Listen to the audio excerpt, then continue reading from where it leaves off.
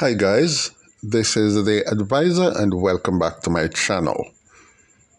Now today I'm going to talk about Dante Brooks and his father and why his father, David Brooks, also known as Mavado, he is the one who is responsible for Dante Brooks turning out the way he did. Now, before I go into the exact reason, I have to give you a background and stay with me, because if I don't give you the background and put things in context, you'll not be able to understand exactly what I'm trying to say or what I'm trying to convey to you. So this is deep, but very easy to understand. Just stay with me for a moment. Cassava Piece. Now, David Brooks, Mavado, was born and grown up in Cassava Piece. Now, Cassava Piece is a little ghetto community in the heart of the upmarket area of Constant Spring and Havendale, that vicinity. Very upscale area, but this is a little ghetto enclave where all the badness and all the bad things happen right inside there. I'm not saying that good people don't live in there, but you get what I'm trying to say. Now, how this all begin, it has to do with the toxicity of dancehall. Now, there are three elements for a successful dancehall superstar. Three things. The first thing, you have to be talented. Secondly, you have to have been successful in terms of fame and money.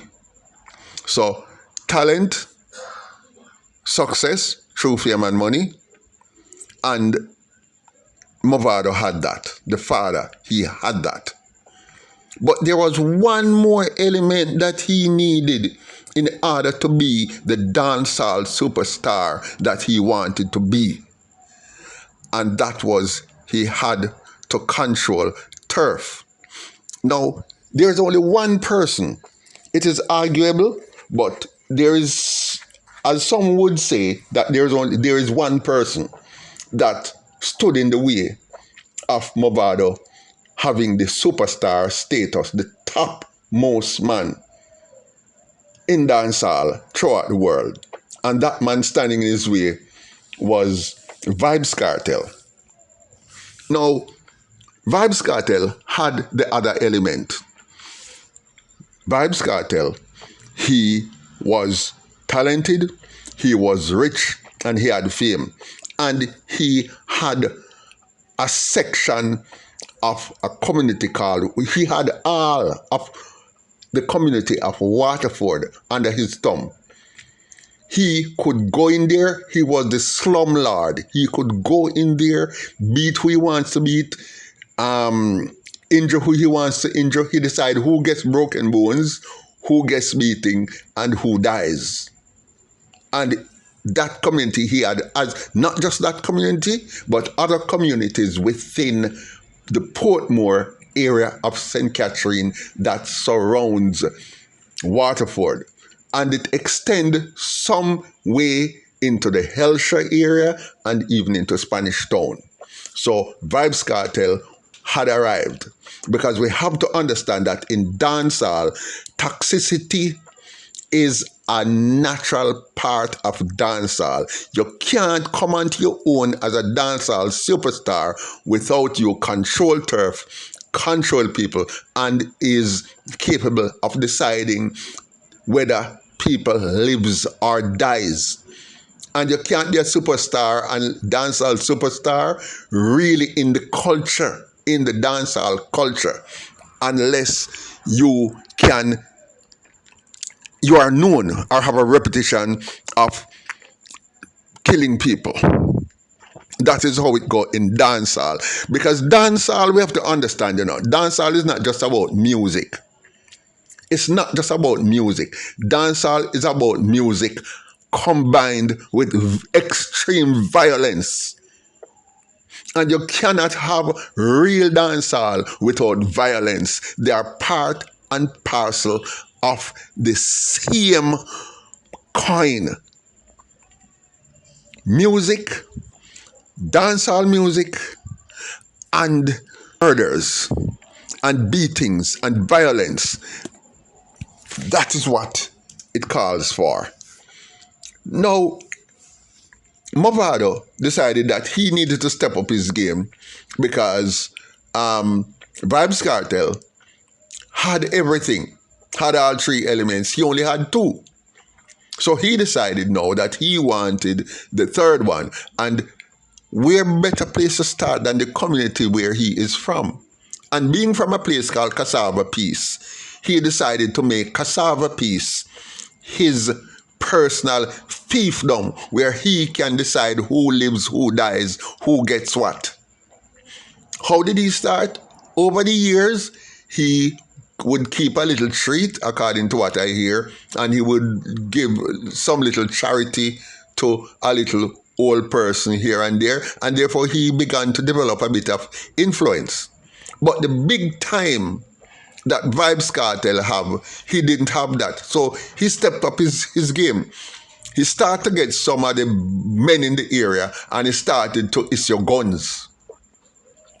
Now, he started to have these men as his enforcers in the community and allow them to take on the role of deciding. He became now the slum leader, so to speak, within this community. Now, before we go any further, some people might ask, why would he want Cassava Piece, of all places, Cassava Piece? What's so great about it? Because Cassava Piece is just one road, a road that has no sidewalk, a road that is mostly zinc fences and board houses on the side of a gully, and it has no amenities. Now, you have to understand it with the toxicity of dancehall.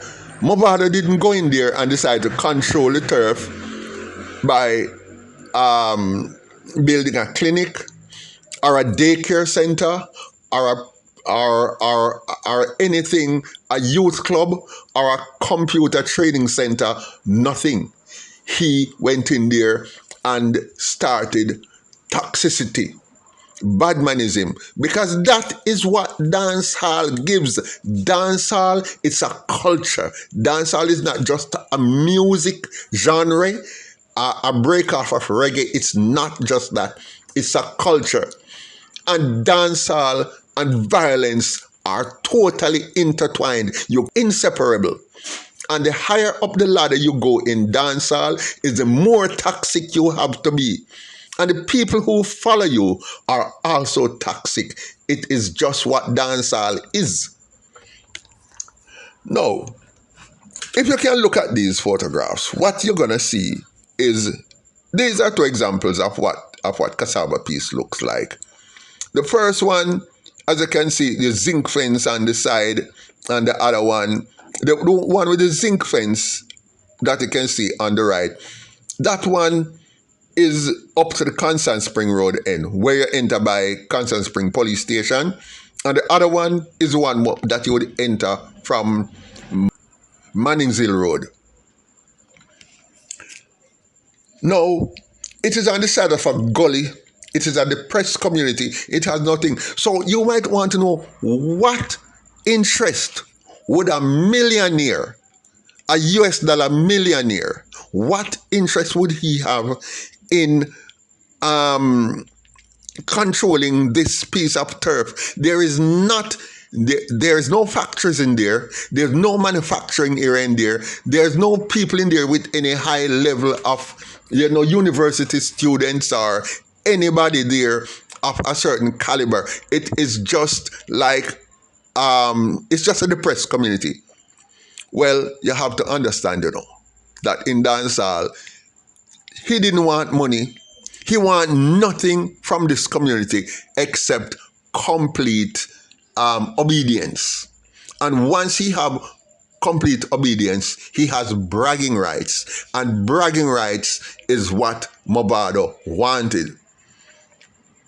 Because, and then again, remember now, Vybz Kartel called himself world boss. And he's from a camp called Gaza. So his camp and the turf that he controlled was known as Gaza.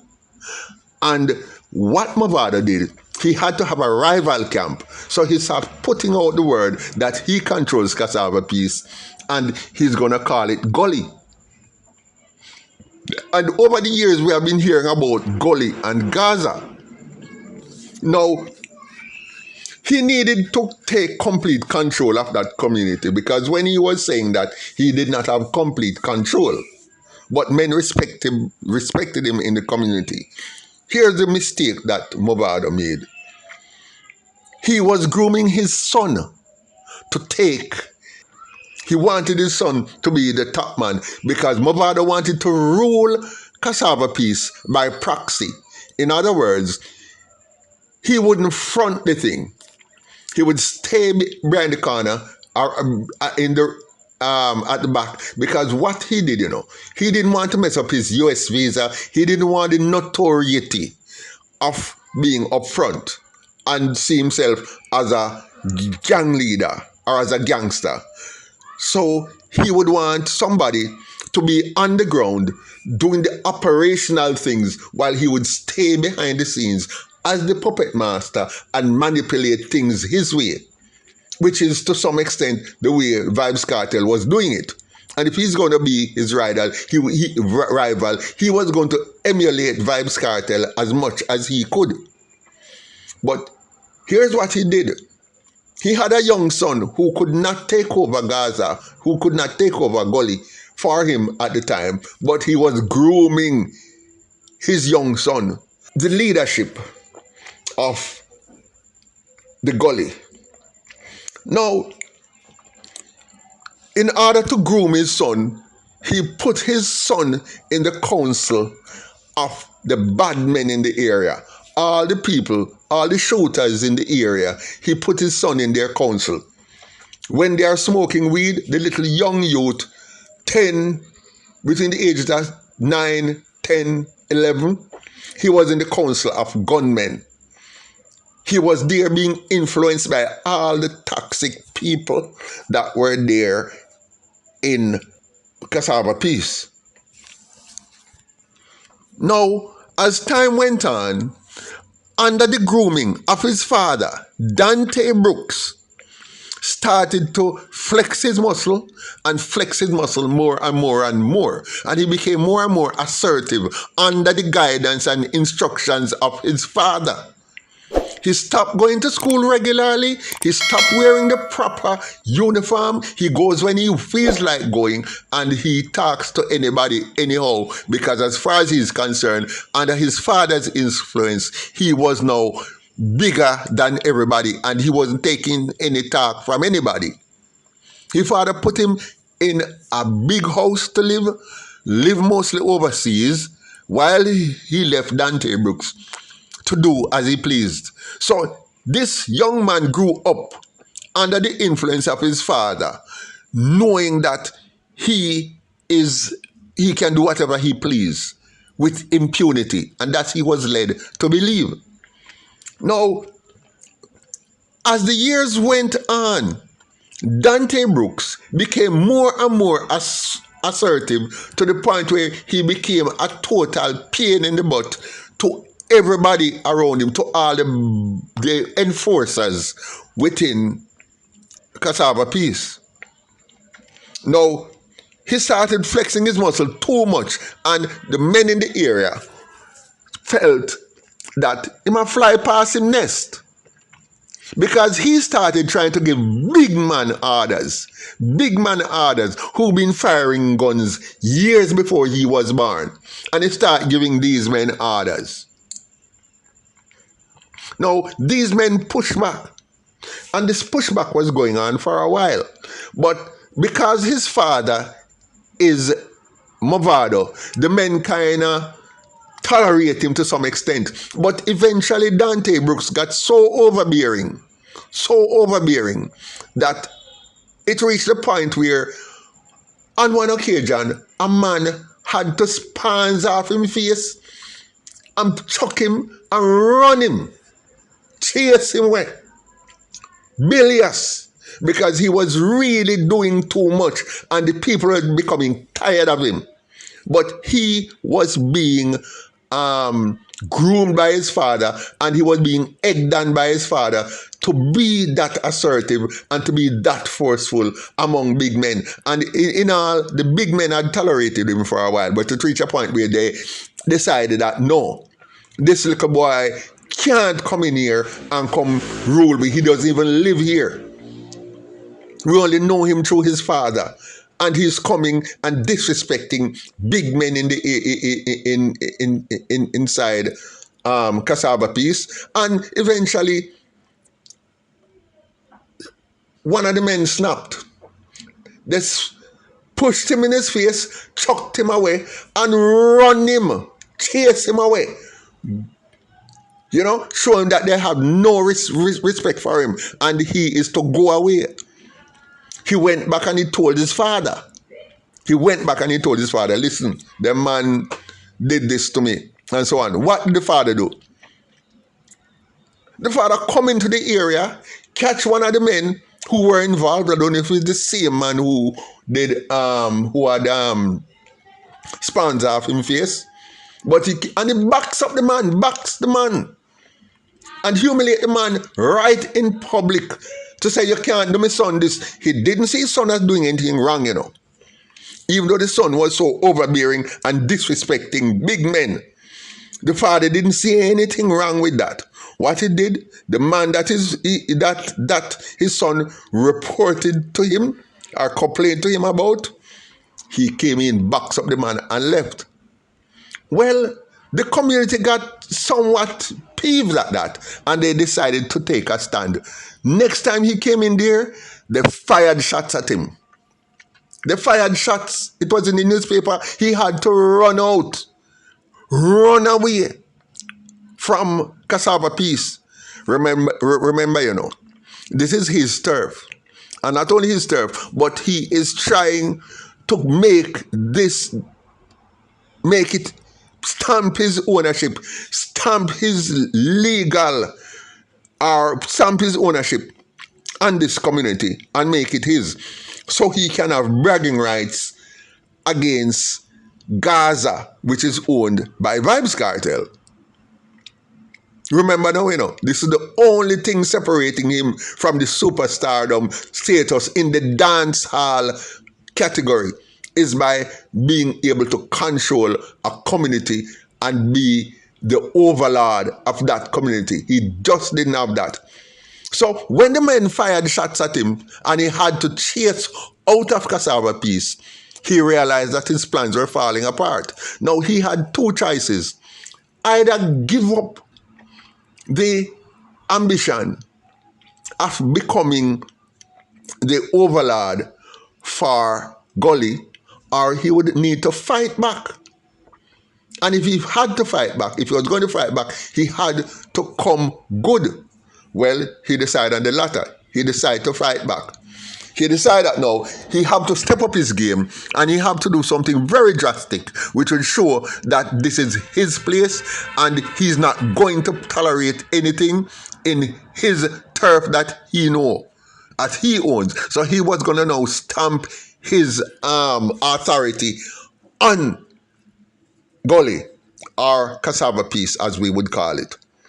So what his plans was, he was going to catch at least one of the men who fired guns at him, that he had to run away, and he was going to use this man as an example.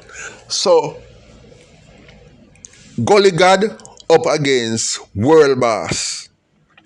When they decided how they were going to respond to him being chased out of Cassava Piece, they planned their tactics and he gave his orders. Now, of course, Dante Brooks, who was being groomed all these years to take over Gully, he was supposed to be in the forefront of carrying out the retaliation. Now, after Mavado gave his instructions, he left the island. A day or two, between 24 to 48 hours after he left the island and went overseas, what happened? His son went into a man's house, shot the man several times. He and four others shot the man several times. And when they shot the man, they then proceeded to try and sever his head from his body. Because when you're going to try to stamp your authority, in terms of dancehall, you have to come drastic. You can't just go in and just shoot a man and leave. You have to set an example. You have to drive fear, deepest fear, into the community. And he had to drive this deepest fear. And he think that the best way to do that would be to take the head, put it on a stick in the center of the street as a warning to any other person who would try to defy Gully God, as he called himself. Well, they couldn't get the head off. They just couldn't. They tried. They carried dull machete and they carried dull knife. And they couldn't get the head off. They spent a lot of time there trying to get the man's head from his body and couldn't get it off. While the victim's father was standing in the same room. But they did not harm the father. Because what they assumed, that with what they did the son, the father would be so intimidated that he would not have said anything. He would have stayed silent and they could have gotten away with it. Well, the father did go to the police. The father did tell everybody, and the whole thing blew up. The father was able to identify Dante Brooks, which is Mavado's son, and the other persons. And because they were actually identified, the case go to court, and the two who were arrested, they were convicted. After the trial, Mavado said this. He promised to fight for the lives of these two innocent youths.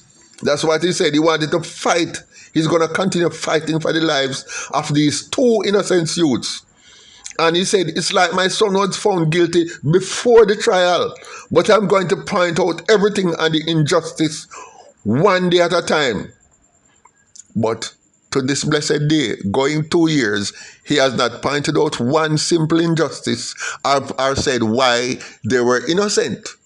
He can't say it because he just doesn't know, which is the reason why his son is now received 22 years life imprisonment with 22 years before being eligible for parole consideration. But before we go any further, I just want you to look at this. The person who was being groomed. Now, this is Dante Brooks. Now, the picture on the left and the picture on the right is him when he was about 15, 14, 15.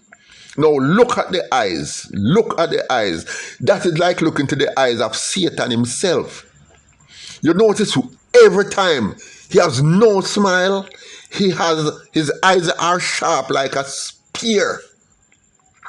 Look at the face. Look at the mouth. Just look at that. If you want to know evil, you're looking at evil itself right there. At the time when he had this hairstyle, he was in school. Parents, the teacher couldn't talk to him. See him look? And now look. The picture in the center, that is him while in prison. Look. He has not changed. Look at the eyes. Look at that. It's like the eyes, if they stare at you too long, your body would turn to ice. Now this is evil itself. If there's anything that can be considered evil, this is evil. And this was spawned, this was created, and this was nurtured, and it was brought to this stage by his father. His father is the one who bring him to this that we're looking at now. That is what was panned by David Constantine Brooks. Now, I have heard that Mavado has been saying that his son was innocent and he doesn't know how his son got caught up in that. Brethren, is your child and you have been grooming this monster of yours. You have been grooming him to do your dirty work for you. So you could carry out your dirty work by proxy. For all these years you have been growing him like this, and you are now telling us that you don't know how he got like this. You did it. You did it. And you were using this child to get whatever self-aggrandizement you could have gotten. And everything that this child has become is because of what you have done. And you train him up like this, and you pushed him into that, and you pushed him into that, into crime, and you pushed him into the level of toxicity that he is.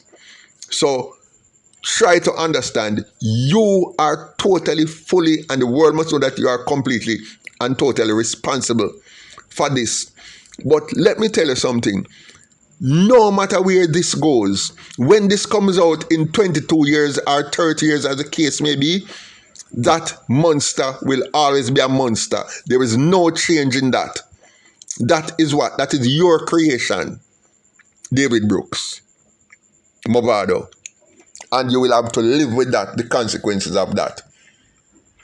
And you can't escape the fact that you turn this malleable child into the evil monster that he is. Now, guys, like, share, leave a comment, and I look forward to seeing you again in my next video.